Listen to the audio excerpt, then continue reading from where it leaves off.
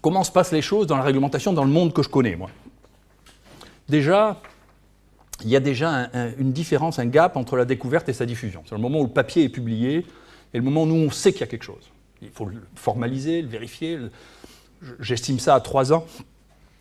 Mais dans ce que nous savons, que nous avons dans notre laboratoire et ce que saura la communauté scientifique, il y a un temps qui n'est pas du tout négligeable. De ça à la connaissance des experts, il faut bien encore 2 ou 3 ans. Ceux que vous allez consulter, qui vous allez demander, qui sont spécialistes du champ, il leur faudra 2 ou 3 ans avant d'être imprégnés par le fait que, tiens, il y a quelque chose qui est en train de se passer. Pour porter ça à la connaissance des décideurs, alors c'est encore plus long, il va falloir encore 4 ou 5 ans. Et souvent d'ailleurs, la boucle n'est pas comme ça. La boucle passe par la presse. Moi, j'ai constaté ça il y a bien longtemps, quand j'avais d'autres fonctions. J'étais président d'université, j'étais 20 ans, 19 ans.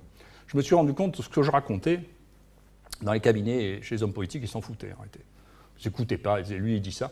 J'ai mis un certain temps parce que je reconnais que dans l'ensemble, les gens sont assez polis. Et donc, ils disent, alors c'est très intéressant ce que vous nous dites, monsieur Raoult. Mais en réalité, ils n'écoutaient rien du tout, ils faisaient leur truc. Mais qu'en revanche, si vous mettiez ça dans la... J'ai été effectivement chargé de mission pendant 1 an, ultérieurement, au ministère de la Santé et de la Recherche. Mais j'ai remarqué que l'activité essentielle d'un ministère, c'était de lire le journal et de regarder la télévision. Donc, j'ai compris, en réalité, que l'information ne passe pas du tout par les experts. Ça passe par le journal et la télévision. Alors, le numéro 1, c'est le Canard enchaîné, c'est le plus important de tout. TF1. Et puis ensuite, le matin, vous les voyez dans le Figaro. Le soir, ils ont Le Monde. Sauf au ministère de la Santé, en plus, ils ont le quotidien du médecin. Et ils se jettent tous... quand on distribue les journaux, tout le monde se jette sur les journaux. Qu'est-ce qui se passe? Et le ministre, le matin, dit, voilà, TF1, c'est passé ça hier. Voilà. C'est ça, l'organisation. Donc, le circuit de l'information n'est pas du tout le circuit d'information prévu. Le circuit d'information, c'est la presse.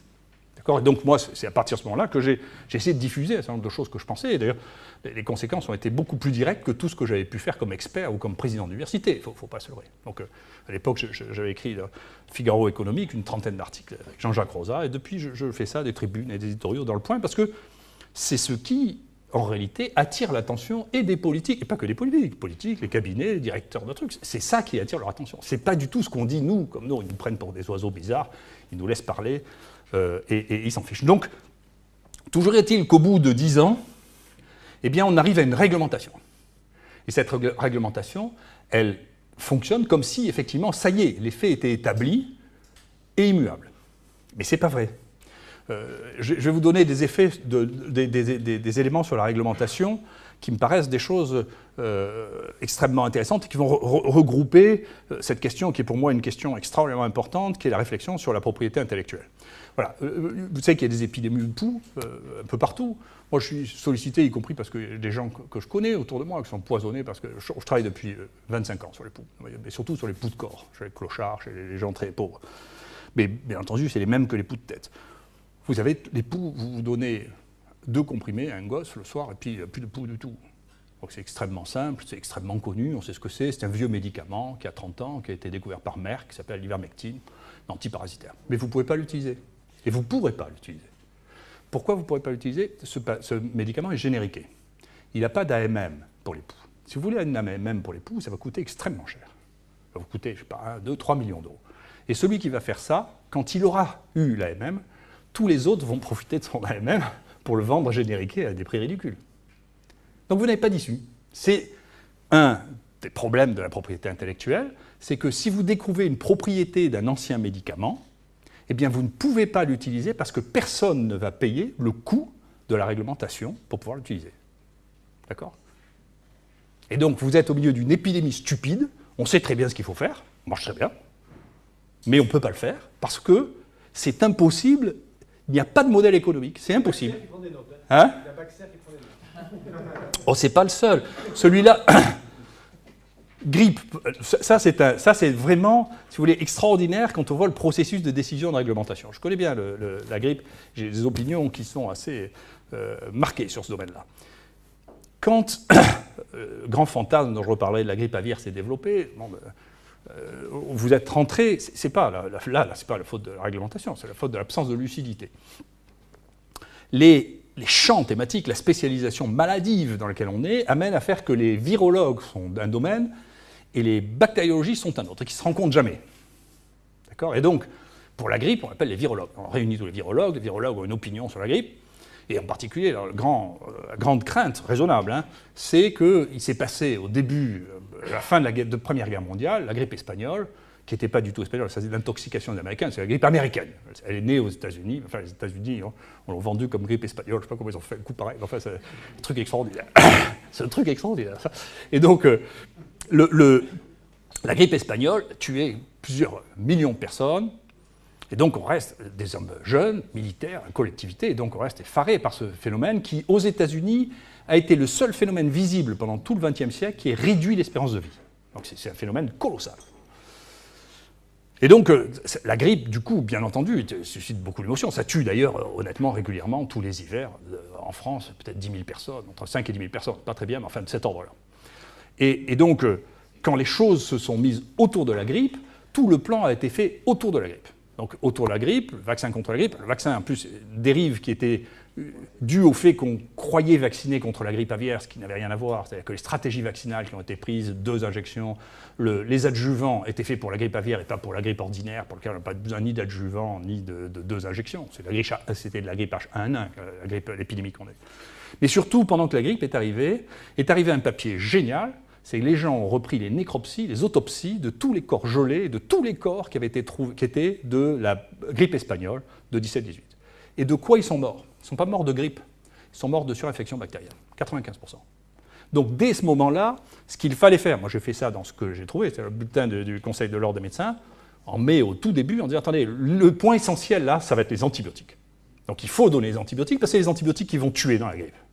Et la baisse de la mortalité qu'on a vue dans les autres épidémies de grippe, c'est probablement pas du tout dû au fait que le virus était moins méchant, c'est simplement qu'on donne des antibiotiques quand les gens vont mal. D'accord?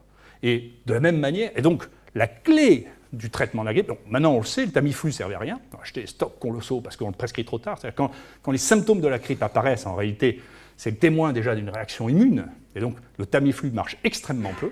Il faudrait le prescrire dès que les gens commencent à se moucher. On ne fera pas, c'est trop cher, il n'y a pas les moyens de faire le diagnostic. Donc ça ne marche pas. En réalité, ce qui marchait, c'est les antibiotiques. Vous voyez. Mais pour inverser ce mécanisme qui était... Au début de l'épidémie, on a des informations massives qui changent tout le process. Comment voulez-vous remonter le process? Donc ensuite, les choses étaient dans le tuyau, et même les 2 vaccins... En juin, on savait, les Américains avaient fait les études, c'est pas vrai, c'est du H1N1, c'est aussi... Mais on ne peut plus arrêter la machine parce que la prise de décision est tellement lente, le mécanisme est si lent qu'il devient complètement déconnecté. Et après, les gens le perçoivent, le public, les politiques perçoivent qu'il y a un truc qui ne va pas, un truc curieux, donc ça excite, on ne sait pas exactement ce qu'il y a. Et ce qu'il y a, c'est l'incapacité à actualiser sa position comme on le fait...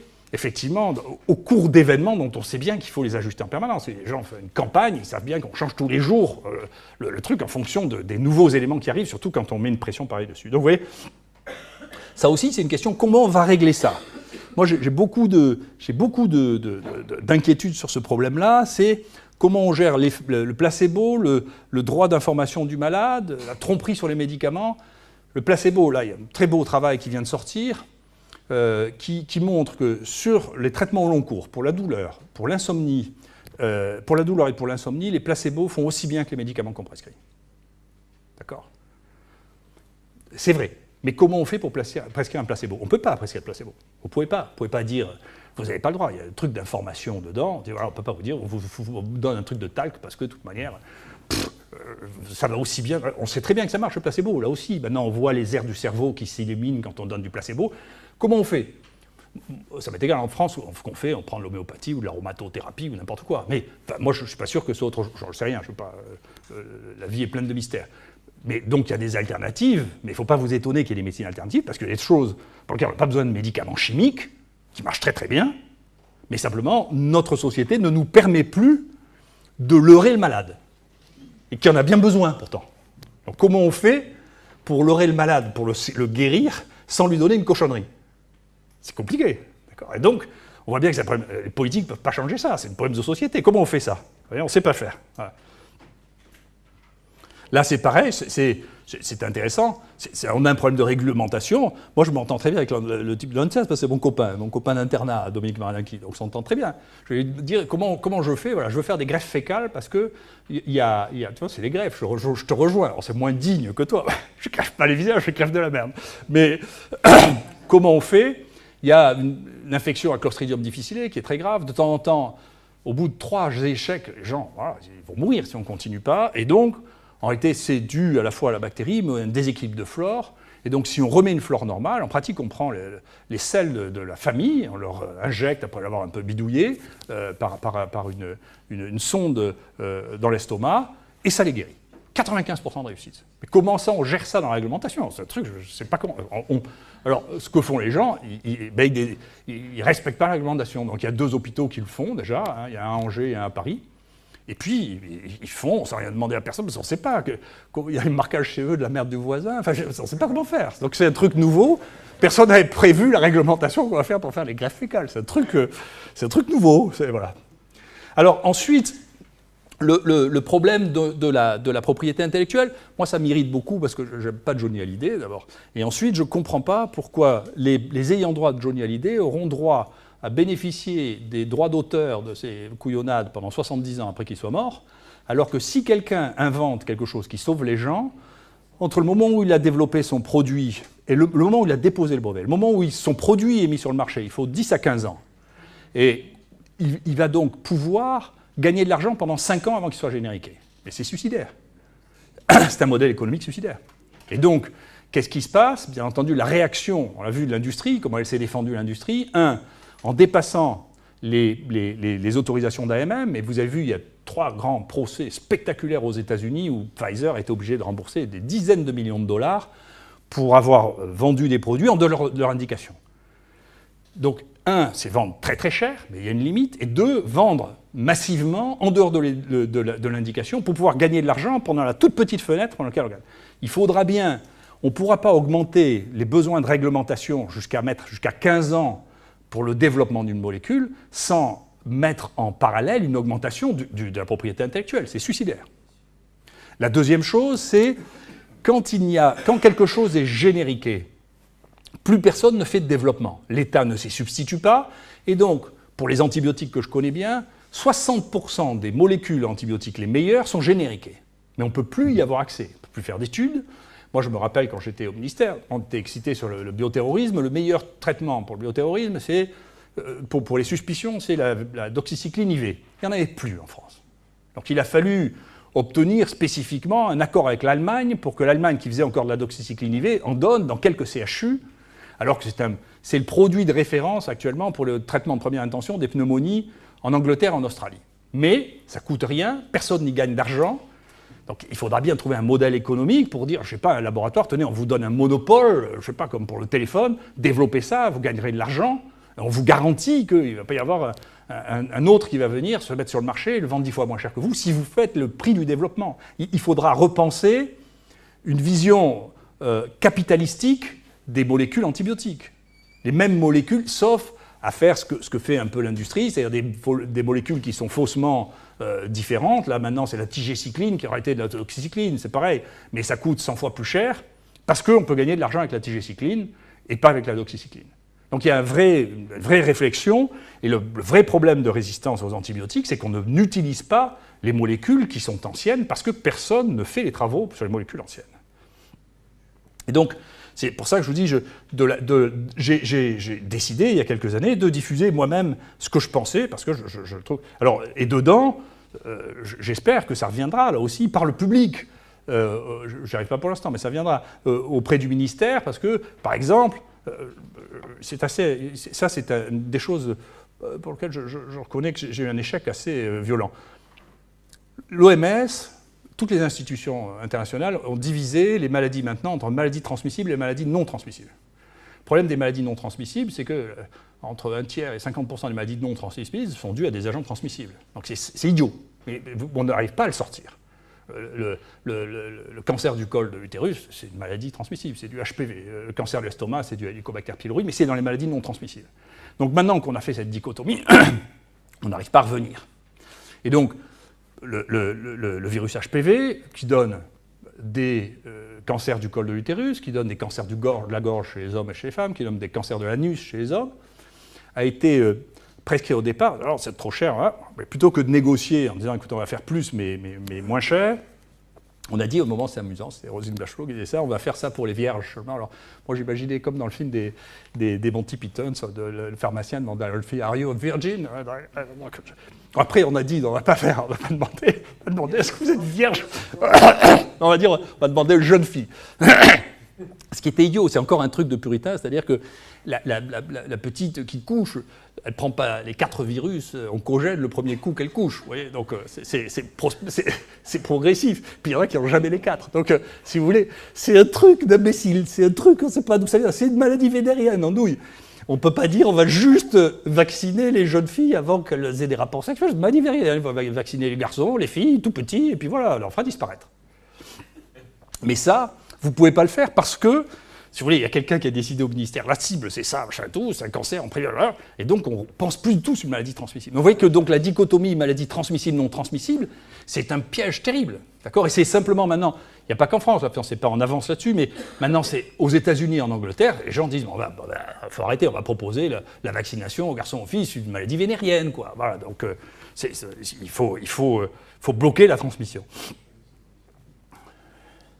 Alors ça, c'est une autre chose qui m'a fait réagir parce qu'il y avait Berger qui avait gueulé contre le fait que tous les gens donnaient de l'argent au Téléthon plutôt que de donner de l'argent à SIDAction. Et donc c'était intéressant parce que c'était juste 6 mois après que quelqu'un, un cinglé un peu comme du Bernard, avait guéri le premier sida. Et tu connais cette histoire, j'imagine. Le premier sida guéri, c'est un type qui a un sida, puis qui a fait un cancer sur un sida, ce qui est banal. Il a été mis en aplasie. Étant mis à l'aplasie, il devait avoir une greffe de moelle, et il se trouve qu'il y a des gens qui sont naturellement protégés contre le sida, qui ont une mutation dans un gène, ça s'appelle CCR5, et le type qui l'a greffé est allé lui dire, écoutez, vous ne voulez pas que je vous greffe avec un type qui est muté CCR5, parce qu'avec un peu de chance, ça vous guérit du sida aussi. Le type a dit oui, sans l'Allemagne, il a greffé avec un CCR5 muté, le type a guéri de son sida. Et c'est la seule guérison de sida qu'on ait, c'est une guérison génétique. D'accord ? Et donc, il ne faut pas laisser... Je dis, c'est très bien, les associations de malades, c'est très bien, mais il faut nous laisser faire. Après, ce n'est pas les chemins. Déjà, nous, on est bloqués intellectuellement, mais alors le grand public, ils ont une vision encore plus simple du monde. Donc, les chemins par lesquels l'innovation, la découverte va se faire sont imprévus à l'avance. Donc, il faut laisser les gens qui ont de l'audace et les gens qui ont de l'imagination, au moins une partie. Ça représente une toute petite partie de la recherche, peut-être 5 à 10%. Le reste, c'est de l'augmentation de connaissances progressives. Mais ça... c'est un vrai truc, donc il y a des gens qui réfléchissent à comment on sort les lymphocytes des gens, on les bidouille pour les transformer en CCR5 différents, on les réinjecte, il y a une vraie stratégie, et c'est la première vraie stratégie thérapeutique de guérison qu'on a pour le sida. Et donc vous voyez en même temps, il y a quelqu'un qui a la main sur le cœur qui dit « Attendez, le sida c'est important, on doit arrêter de donner de l'argent à la génétique », et c'est la génétique justement qui vient de guérir le premier cas de sida. Donc attention, bien entendu, le financement de la recherche a un rôle social, mais il faut faire attention de laisser de la liberté aux gens pour avoir de l'imagination.